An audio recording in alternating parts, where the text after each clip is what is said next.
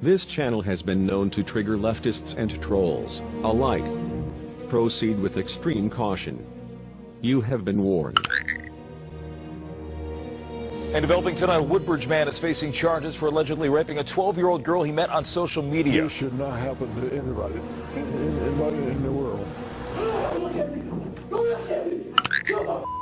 Tonight in western North Carolina, authorities say they found a car linked to the death of a pastor's wife. Prince William County police showed up looking for the girl yesterday. Stoney ran off, but was eventually arrested. Investigators say the suspect admitted that he had been drinking beer. Terrence Clark is charged with vehicular homicide and leaving the scene of that crash. A truly horrific crime. Two burglars became kidnappers, arsonists, and killers. A woman in St. John the Baptist Parish is under arrest. Deputies say she threw boiling cooking oil on a friend. I don't think you want to know.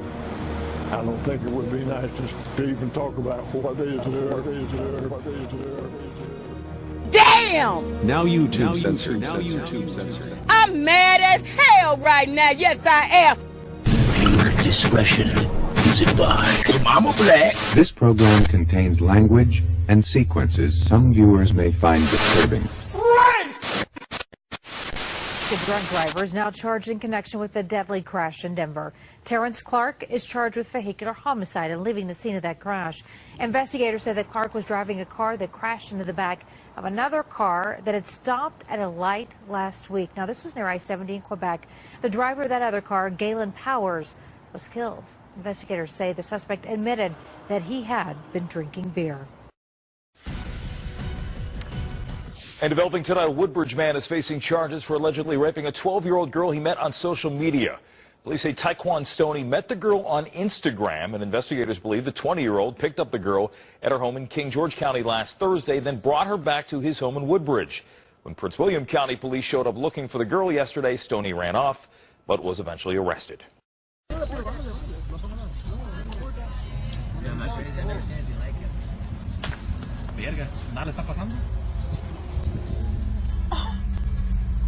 World star.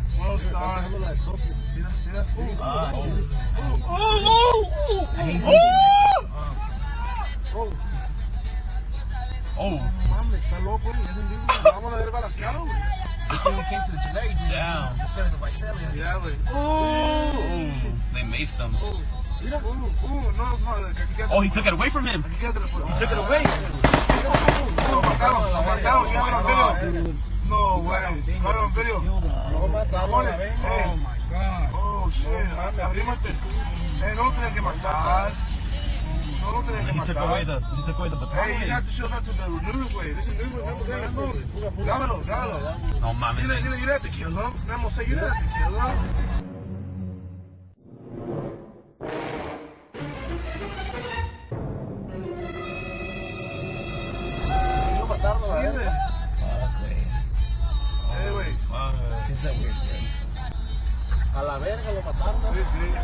Fucking murderers! Hey, you just lost your job! You guys are fucking murderers! You didn't have to shoot him! Yeah, wait. You didn't have to shoot the guy! Where was he gonna run to? You didn't have to shoot him! Wait for backup!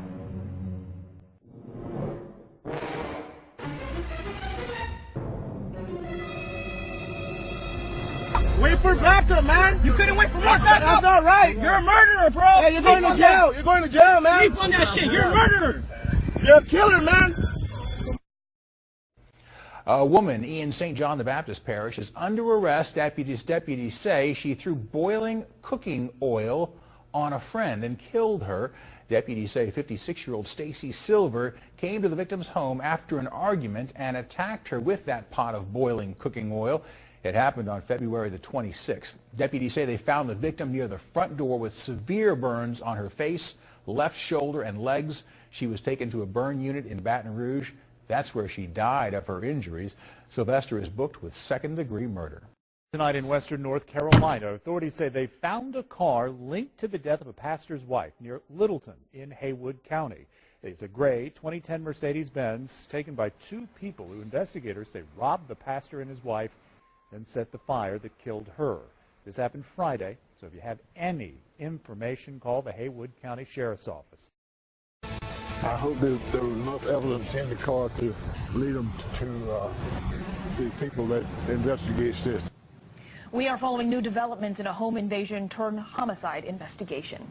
Investigators found the victim's car hours away from their Warren County home. CBS North Carolina's Robert Richardson broke that story today and joins us live near the Virginia state line at Lake Gaston. Robert, tell us what we know. Well, Russ and Maggie, state agents are now investigating this case. They say that a local pastor and his wife came home on Friday and found 2 burglars inside. They say the 2 men made Nancy Alford go with them to an ATM where they withdrew about $1,000, then came back, tied up Nancy and Pastor John inside the home, set fire to it. John was able to escape, but Nancy wasn't. Breezes rustling leaves on trees. Melting snow dripping from rooftops. Soothing sounds of nature, occasionally disturbed by drivers. Visiting this place of peace to see the site of a major disturbance, a truly horrific crime. 2 burglars became kidnappers, arsonists, and killers. Nancy Alford died Friday inside her burning house. Her husband John is hospitalized in a burn unit. This should not happen to anybody in the world. I'm sorry that John and Nancy endured this. Tears welled up in Wallace Brown's eyes as he saw the remnants of his friend's home. He and his wife have a years-long relationship with the Alfords. As a retired state trooper who lives nearby, Brown told me his wish is for a way to help. I came to see if I could find where the car was located. The killers stole one of the Alfords' cars for their escape. I learned the State Bureau of Investigation found it 5 hours away Tuesday morning in Haywood County. Talk among friends and neighbors is that the culprits may have driven the car until it ran out of gas. I'm trying to confirm with the SBI if that is indeed the case, but everyone I've talked to who know the family say they hope whoever did this left some clues in the car. I'm glad they found the car. I hope they got enough evidence to pin them to the wall. I asked Brown what sort of punishment he hopes Nancy Alford's killers will get. I don't think you want to know. I don't think it would be nice to even talk about what they deserve, but they deserve maximum punishment. Brown believes the killers will get what they deserve, telling me it may not be now, but that God will someday pass final judgment. Hey, good evening. We are learning more about how a little girl died over the weekend. Police say 4-year-old Anaya Day's mother and the mother's boyfriend are to blame. The 2 are charged with aggravated murder in her death. Jasmine Monroe spoke to the little girl's father today, who says he was fighting for custody. It was an emotional day in court for 28-year-old Michael Garrett, father of 4-year-old Anaya Day, who police say was murdered by her own mother and mother's boyfriend back on March 11th. You can't have a heart to do anything to hurt a child. The medical examiner determined blunt impacts to the head was the cause of sweet little Anaya's death. Her father said he knew she was being mistreated at home. That's why he was fighting so hard to get custody of her. I felt as though she did not love our daughter as much as I did.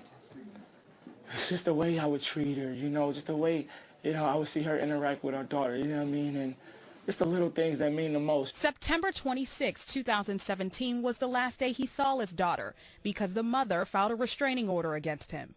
They denied me access of seeing my daughter. The judge set both Sierra Day and Deontay Lewis bond at $1 million, but it was when Deontay walked out of the courtroom that set Michael over the top.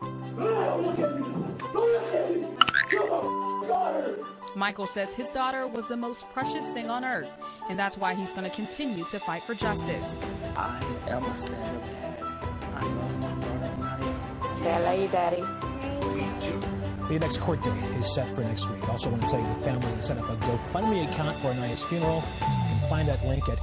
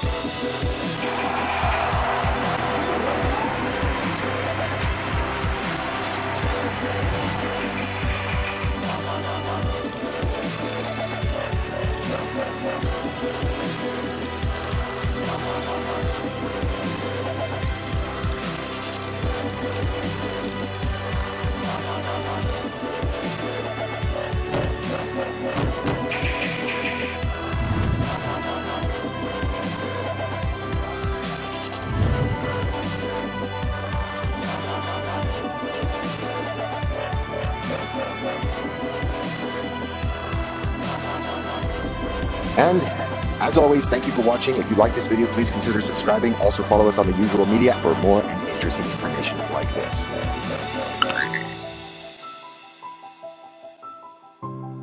Channel moderators are Jershax and Michael Thomas. Thanks for your diligence and dedication.